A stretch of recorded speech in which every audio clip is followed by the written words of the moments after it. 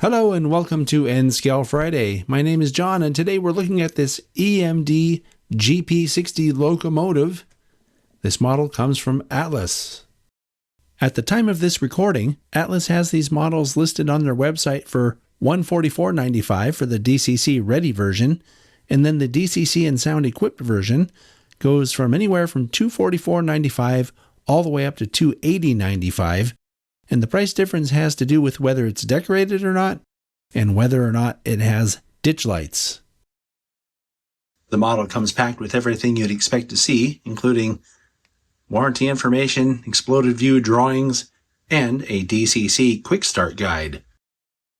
They have this available in a number of different road names and road numbers on the website, so as usual, I'm going to suggest that you'd want to take a look at the Atlas website, find what you're looking for, and then shop around for the best price available. I've examined the paint and markings on this model and found them to be superb. There's no gapping that shouldn't be there in the logo or anywhere else. And I say that shouldn't be there because there is some very minor gapping in the panel seams. And that's something that would appear on the real engine. And I'm talking like down in here. Unless you're really scrutinizing it, you may not even notice.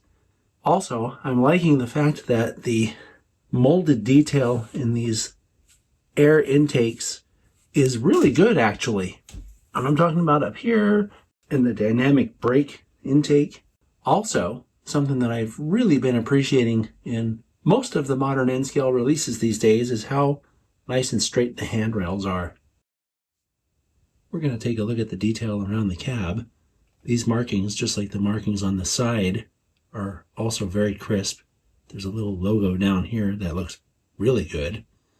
There's small warning labeling here.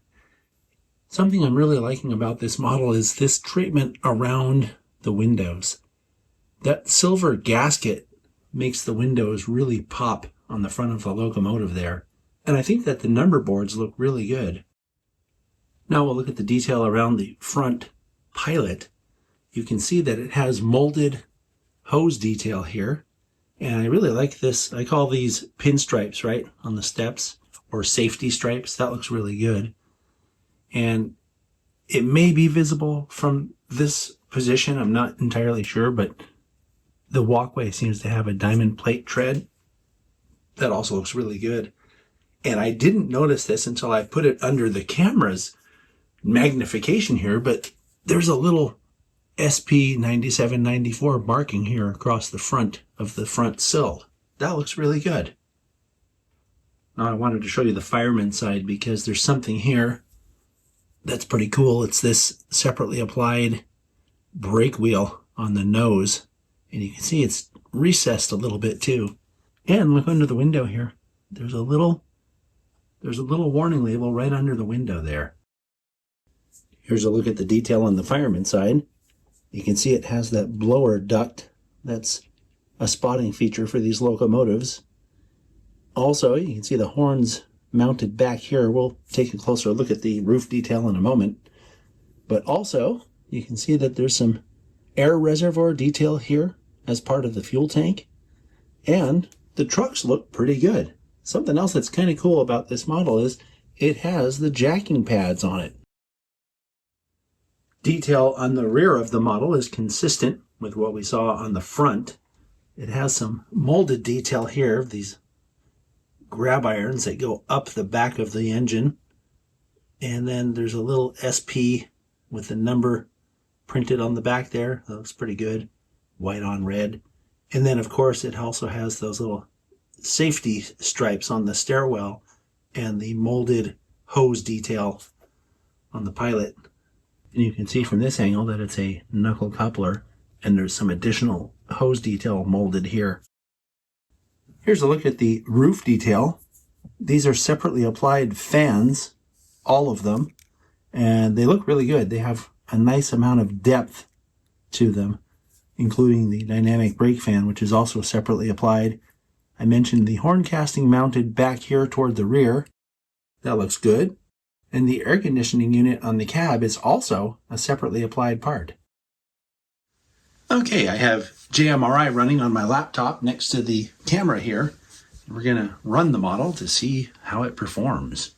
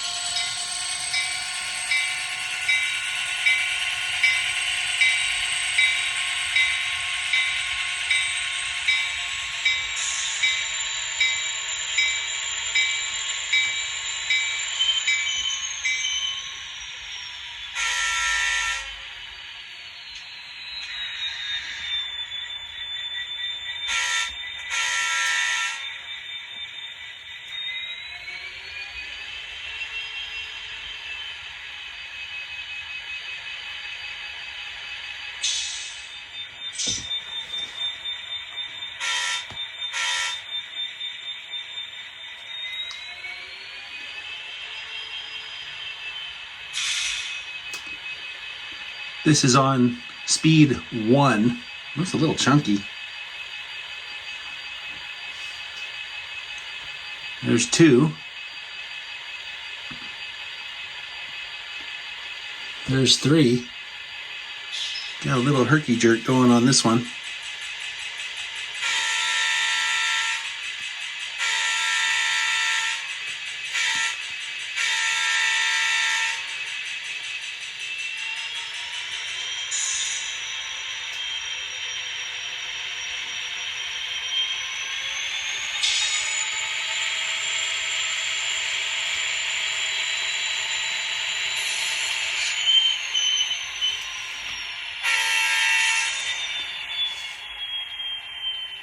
Now I'm going to run it without the sound so we can get a good idea of what the mechanism sounds like.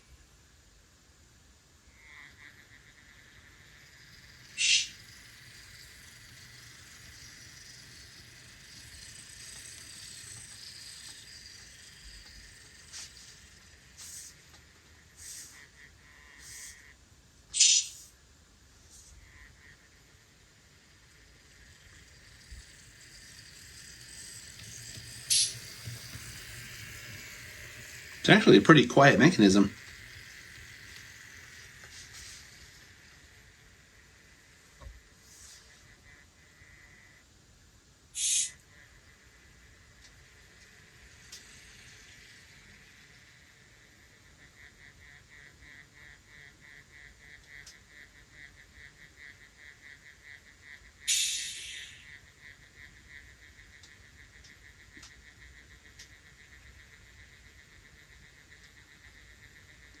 It's at about speed step 7 where the herky-jerky motion goes away.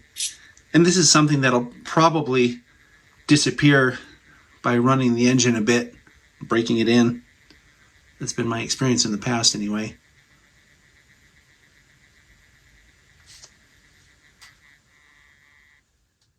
Now we will take a look at the lights on this model. The headlight is directional and comes on with F0. As you can see, the number boards and also what appears to be a cab light also comes on when you turn on the headlight. I haven't seen Atlas models with light emanating from the cab like this before, so that's interesting. And then this model is equipped with ditch lights. They come on with F6, and just for your information, the ditch lights do not alternate flashing when you sound the horn. And then when you put the model in reverse, the rear headlight comes on. So as you can see, this is a pretty solid release from Atlas. I really like the fact that they are now producing these with ditch lights. That's something that modelers used to have to do themselves in the past, and working on ditch lights in N-scale can be a real challenge at times. So good job, Atlas. I'll see you all next time.